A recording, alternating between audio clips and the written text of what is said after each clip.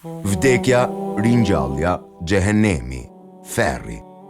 Të kuptuarit e vdekjes si rastësi apo si fat I keq.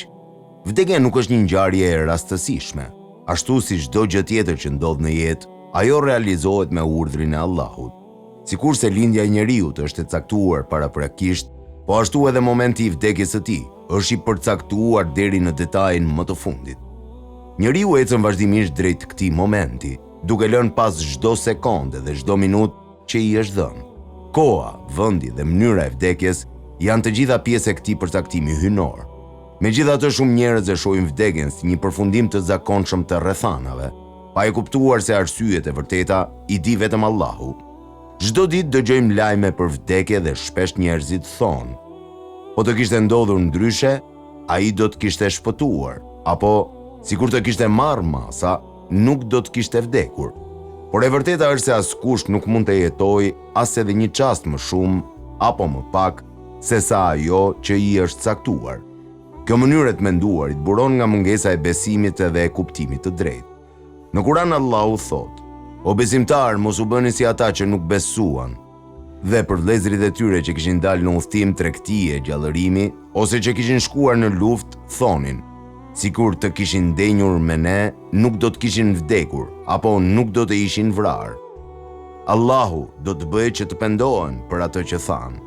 Allahu është ai që urdhëron jetën dhe vdekjen. Allahu sheh atë që ju punoni. Sura Ali Imran 156. Të mendosh se vdekja është rezultati I rastësisë, është një gabim I madh. Ky mendim I sjell njeriu të dhimbje të thellë, edhe e bën atë të vuajë më shumë. Për ata që nuk besojnë, humbja e një të afërmi kthehet në një barë të rëndë shpirtërore, sepse ata e lidhin atë me një fatkeqësi apo neglizhencë. Duke menduar se mund të ishte shmangur, ata vetëm sa shtojnë dhimbjen e tyre. Në realitet, kjo është pasojë e mungesës së besimit. Në të vërtetë, shkaku I vdekjes nuk është aksidenti apo sëmundja në vetvete. Allahu është ai që krijon edhe këto shkaqe.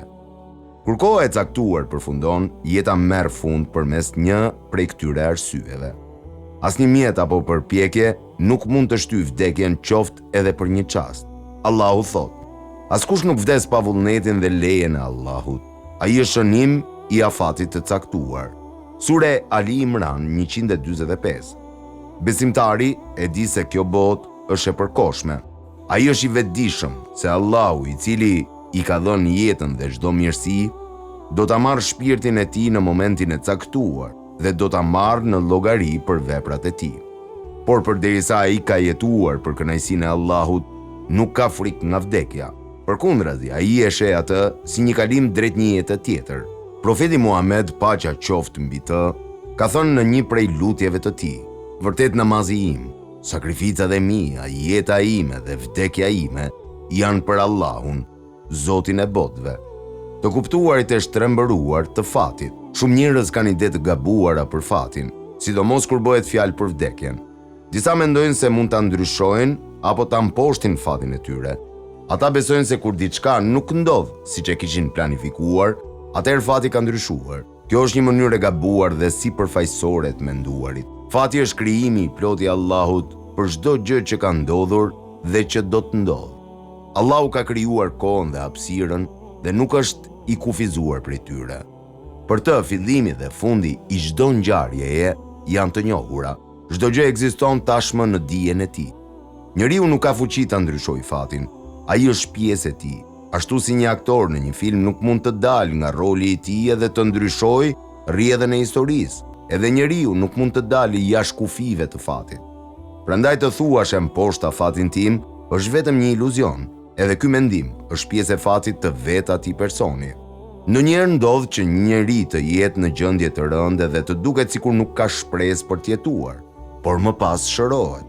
Kjo nuk do të thotë se ai e ndryshoi fatin e tij. Thjesht koha e tij nuk ishte ardhur ende. Edhe shërimi I tij ishte pjesë e fatit të caktuar. Në Kur'an thuhet: edhe nuk I jepet askujt të jetojë gjatë ose të shkurtohet jeta e tij, vetëm se ajo është e shënuar në libër. E kjo për Allahun është e lehtë. Sure Fatir 11.